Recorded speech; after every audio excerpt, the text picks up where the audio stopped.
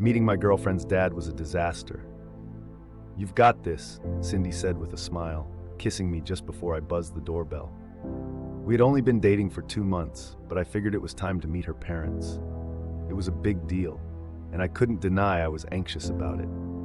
I was 12 years older than her and had too many tattoos. With her mother, everything went as smoothly as it could. She greeted me with a warm hug right at the door and led me to the dining table. We connected instantly. Her father, however, was another story. As soon as he saw me, he fixed me with an unrelenting stare. When I greeted him, he didn't respond. No handshake, no words, just silence. Cindy is their only daughter, probably her father's little treasure. And being a retired cop, he clearly fit the overprotective type. At the dining table, we all chatted and ate, but he never touched his plate. He just kept staring, scrutinizing me like he was searching for a flaw or a secret. The tension was palpable. Cindy and her mother tried to steer the conversation, keeping things light.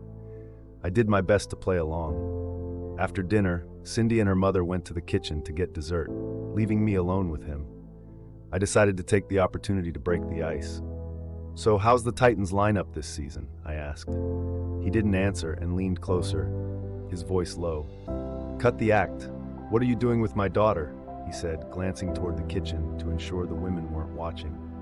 "I was just doing my job when I arrested you. When you framed me," I corrected him, "and I got 20 years for it." "Listen, there were bigger players involved," he started to explain.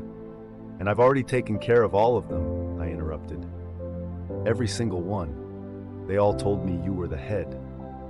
His expression shifted, the realization dawning that there was no escape. "At least leave my family out of this," he said, almost pleading. "Did you know my mother killed herself?" I said quietly, my voice sharp. "She couldn't bear to think I'd done the things you accused me of." His eyes dropped, and I saw a tear form. "You have to keep Cindy out of this, please," he begged, his voice now trembling. "I'll think about it," I said with a grin. "But what if I've become the monster you made me out to be?" Just then, the women returned with a chocolate cake. It looked incredible, and when I took a bite, I realized it was the best thing I'd ever tasted in my entire life. Vengeance.